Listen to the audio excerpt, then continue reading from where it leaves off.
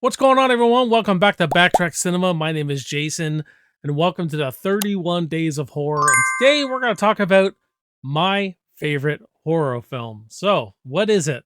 There's actually three that compete for it, but during this 31 Days of Horror, I'm not going to repeat myself. But Nightmare on Elm Street, Psycho, the original Psycho, and The Thing. We're going to be talking about the Psycho and The Thing later on in other episodes. So, my favorite horror film, A Nightmare on Elm Street, man. And it's funny thing about this movie, I never came to it as a child. I wish I did, because that would have been fucking terrifying. I tell you that. I came to it a little later. I watched Dream Warriors first, then number two. And I would say I watched the original Nightmare on Elm Street around 9 years old.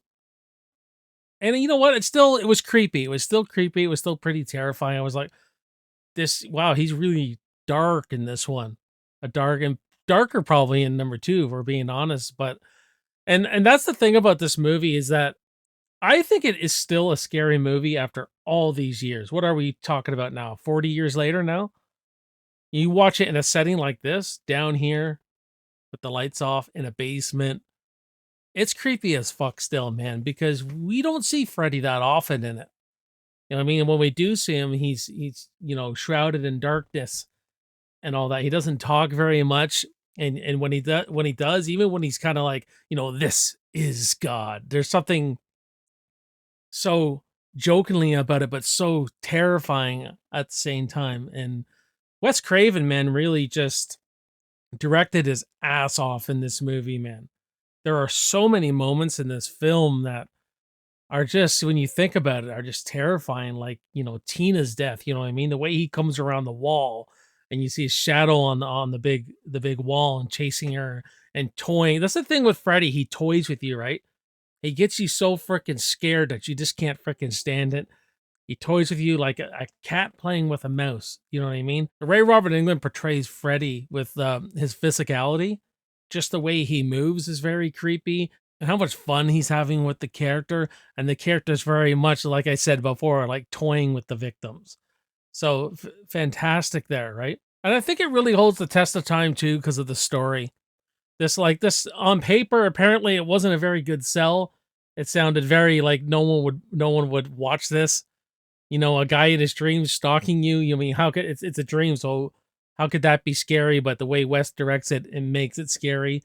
And obviously with Robert Englund's performance. But that story of we have to go to sleep eventually. None of us can escape that. So that's just a really scary thought. Have you ever tried staying up for like 24 hours or 2 days? Or I don't know, if maybe some of you haven't got much sleep in 3 days. It's awful, man. It's an awful feeling. Coffee, make friends with it. You get Nancy, who friends are dying off, and she really faces things. She's a real survivor. You know what I mean? But the idea of that, all of us have to sleep, right? And that just the way Freddy's burned and everything, he's just a scary, scary character. The school scene, right, where she's falling asleep, and just imagine seeing your dead friend in a body bag and just whispering at you, Tina, Tina, Tina. You know what I mean? Just the imagery he creates in this movie. There's so many iconic shots, right? With Tina in the body bag, the Freddy's glove coming up to the bathtub between Nancy's legs is iconic. Freddy just completely iconic himself. I mean, when he's burned and he's on the mother, right? That's freaking iconic, right? It's too bad because I wish the movie would have landed. I wish the movie would have had a really good ending, but the ending was so freaking lazy with pulling the mother through and all that kind of stuff. Just to say, just to have a gag at the end. I thought the movie was so strong on its own. You know what I mean? I just wish they did a nuanced ending of some kind. It's a horror movie that does have a lot to say too, where these parents take the law into their own hands, and now the kids are being punished. Like the kids had nothing to do with this. They decide to torch Freddy when he's alive. He was this child murderer, and now Freddy's coming after the kids to get to the parents. I mean, it's really, really is great storytelling, and the design of Freddy. I mean, we never saw nothing like that. That was so bloody unique, right? The design of Freddy, the red and green sweater, the fedora, the razors, you know what I mean? Or the claw, whatever you want to call it, the Freddy glove. That opening, when he's making when he's making his glove, it's quite terrifying because he's like enjoying making it, and then you can almost see him fantasizing what he's gonna do with this. This some serious creepy shit in this movie, and the Charles Bernstein score too. You shut the lights out, man, and listen to the score. Your anxiety actually starts rising. It's so good, man.